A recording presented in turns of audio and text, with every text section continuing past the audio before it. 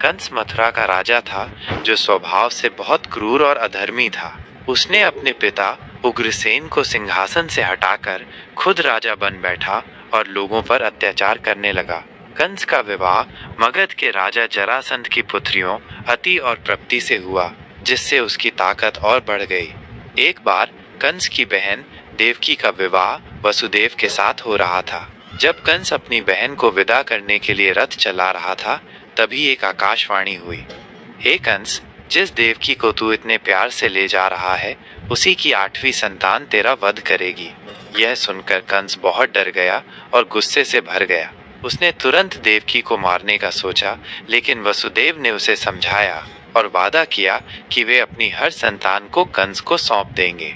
कंस ने देवकी और वसुदेव को मथुरा की जेल में डाल दिया और उनके हर बच्चे को मारने का फैसला कर लिया।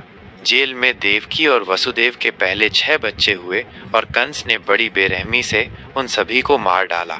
7वें बच्चे बलराम को योग माया की शक्ति से देवकी के गर्भ से निकालकर वसुदेव की दूसरी पत्नी रोहिणी के गर्भ में पहुंचा दिया गया, जिससे वे गोकुल में सुरक्षित रहे। जब देवकी की 8वीं संतान का समय आया तो भगवान विष्णु ने खुद श्री कृष्ण के रूप में जन्म लिया। यह भाद्रपद महीने की अंधेरी अष्टमी की रात रोहिणी नक्षत्र में हुआ। उस रात जेल में एक चमत्कार हुआ। जेल के ताले अपने आप खुल गए, पहरेदार सो गए और वसुदेव को आदेश मिला कि वे श्री कृष्ण को गोकुल में यशोदा और नंद के पास ले जाएं। वसुदेव श्री कृष्ण को एक टोकरी में रखकर यमुना नदी पार कर गए। यमुना नदी ने अपना जलस्तर कम कर दिया ताकि वे आसानी से जा सकें। गोकुल में यशोदा ने एक बेटी को जन्म दिया था जो योगमाया का रूप थी। वसुदेव श्री कृष्ण को यशोदा के पास छोड़कर उस कन्या को वापस मथुरा ले आए। जब कंस को पता चला कि देवकी की 8वीं संतान एक लड़की है, तो वह उसे मारने के लिए दौड़ा, लेकिन जैसे ही उसने बच्ची को मारने की कोशिश की, वह उसके हाथ से छूटकर आकाश में चली गई और देवी योगमाया के रूप में प्रकट हुई। उसने कंस को चेतावनी दी, हे कंस, तुझे मारने वाला गोकुल में सुरक्षित है, अब तेरा अंत निश्चित है। कंस ने श्री कृष्ण को मारने के लिए कई राक्षस भेजे, लेकिन श्री कृष्ण ने अपनी दिव्य शक्ति से उन सभी को हरा दिया। पूतना, शक्टासुर, तृणावर्त, अघासुर जैसे राक्षसों का उन्होंने वध किया।